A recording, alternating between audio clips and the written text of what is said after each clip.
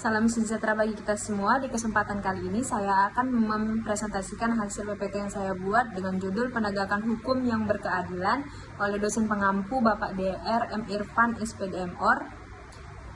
PPT ini disusun oleh saya sendiri, Zeni Alketamani dengan NIM 524354020 dari kelas E Program Studi Gizi. Yang pertama, saya akan menjelaskan apa itu negara hukum. Negara hukum adalah negara yang seluruh penyelenggaraan pemerintahan dan kehidupan masyarakatnya didasarkan pada hukum.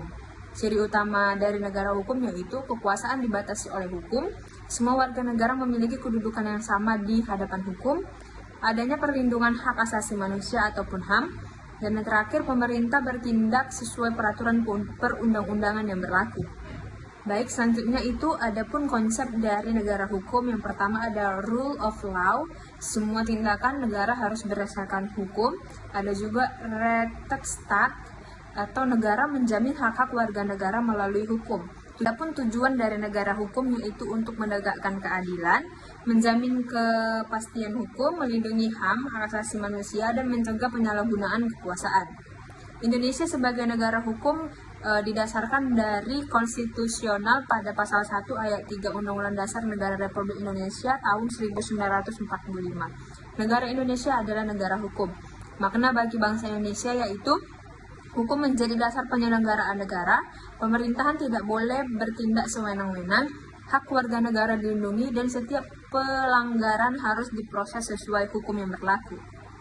Baik, selanjutnya adapun prinsip-prinsip dari negara hukum. Yang pertama itu ada prinsip dasar, supremasi hukum, persamaan di depan hukum atau equality before the law, dan due process of law, perlindungan HAM, peradilan yang bebas dan tidak memihak, pembatasan kekuasaan pemerintah, dengan tujuan untuk mewujudkan keadilan dan kepastian hukum bagi seluruh warga negara.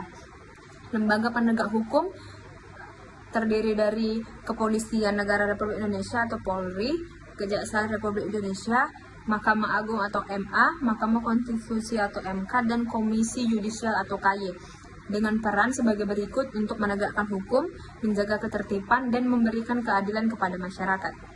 Penegakan hukum juga memiliki tantangan. Adapun tantangan dalam penegakan hukum antara lain permasalahan yang dihadapi yaitu korupsi, penyalahgunaan kekuasaan, ketidakadilan hukum, rendahnya kesadaran hukum masyarakat, dan pelanggaran HAM yang memiliki dampak yaitu menurunnya kepercayaan dari masyarakat, ketidakstabilan sosial, dan hambatan pembangunan nasional. Upaya yang dapat dilakukan untuk mewujudkan penegakan hukum yang berkeadilan yaitu ada upaya pemerintah dan peran masyarakat. Dalam upaya pemerintah terdapat reformasi hukum, pemberantasan korupsi, penguatan lembaga penegak hukum, dan perlindungan HAM.